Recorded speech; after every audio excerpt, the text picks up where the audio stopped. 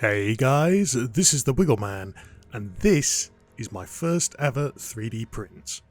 Now you're probably saying, Wiggle, you've done loads of 3D prints already on the channel.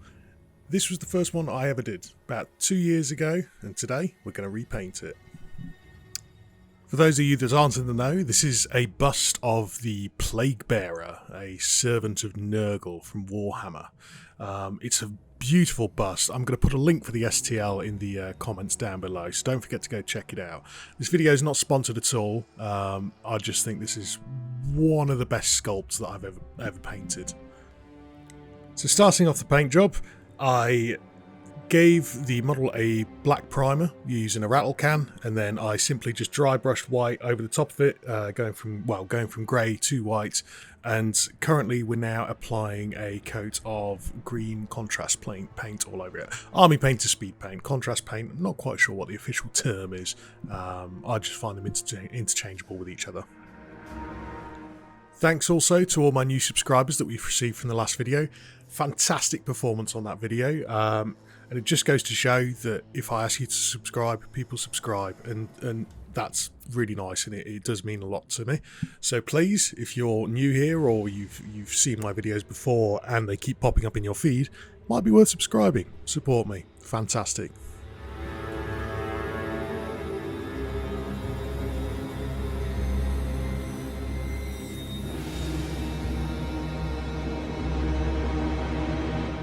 So catching up to where we were, so after we've laid down the base colours onto the model, I then took a smoky brown ink from Vallejo Game Colour and started pinlining inside all of his fleshy folds. A bit gross, I know, but after I'd done that, that was just to add a bit more definition to the shadows, and after I'd done that, I started painting in the teeth and the gums of the model.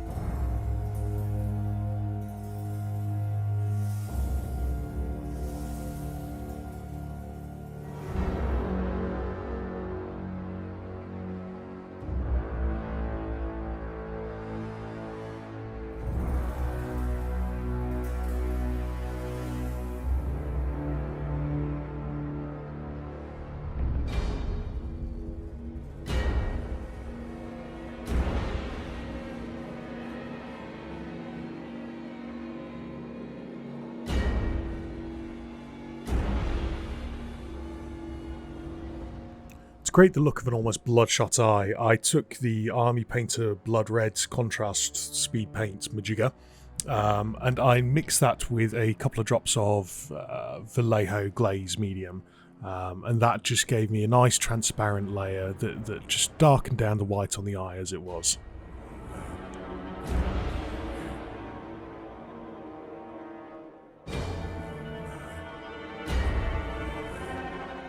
After that layer of contrast paint had dried out, I then took a glaze of a creamy off-white and laid over the top of that red that we'd laid down earlier.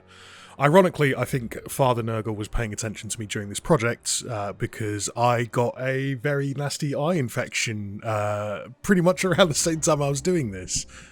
Luckily, it's all pretty much gone now, but yeah, that was Papa Nurgle's looking at me.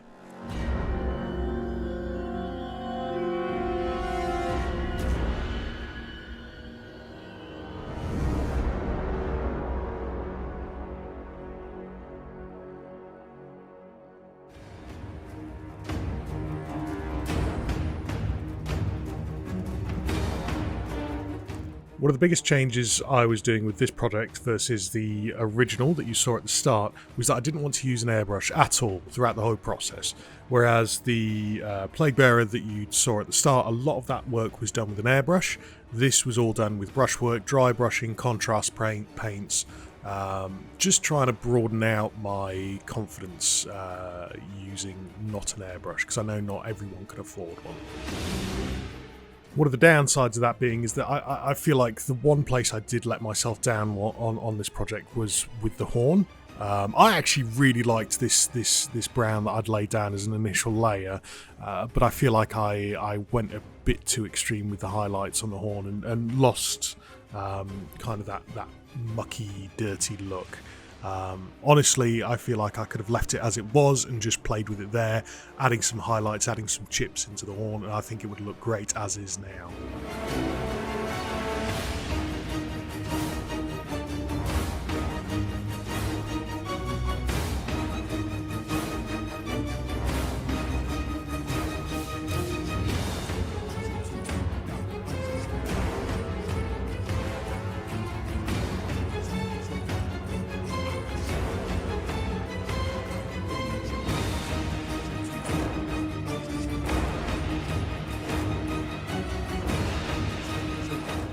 After adding multiple layers of magenta onto the tongue, I felt like that still wasn't getting quite the highlights that I wanted, quite the transition that I wanted, so screw it, let's dry brush. For all the boils and such, I took that magenta, thinned it down to a glaze, and then began to paint around all of the boils and horrible bits, just to give a bit of a sense of transition for what I had planned coming up, and I'm really looking forward to that.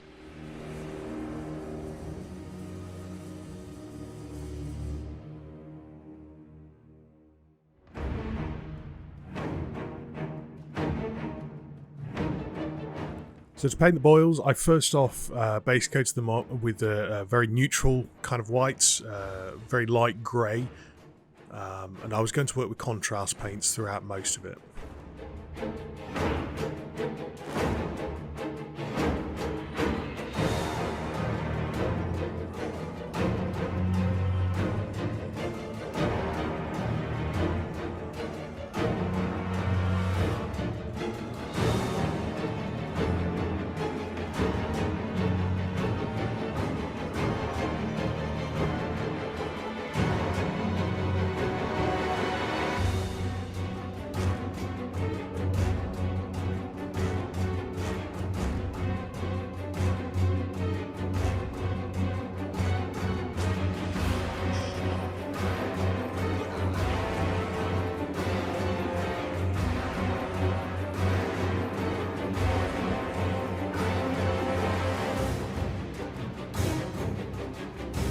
Once I'd done several thin coats, I then took a Zealot Yellow Army Painter Speed Paint colour and began to paint all over the boils. Whilst the Zealot Yellow was still wet, I also blended in an orange tone towards to kind of the underfacing of all the boils, just to give a bit of a transition, a bit more interest to the colour.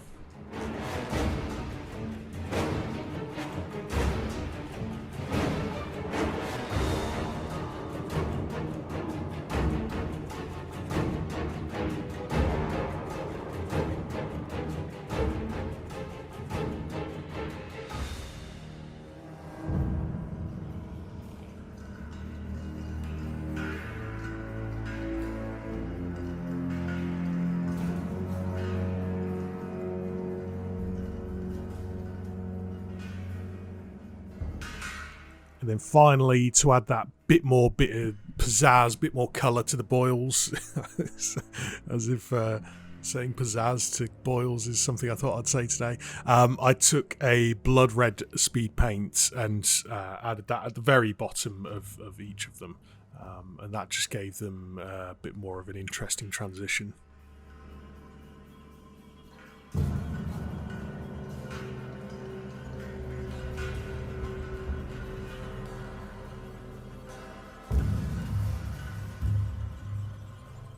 We're coming up to the grand reveal soon, so if you've made it this far, please don't forget to leave a subscribe, like the video, leave a comment, let me know which one's better, the beginning or the end. And once again, thanks for watching, bye bye now.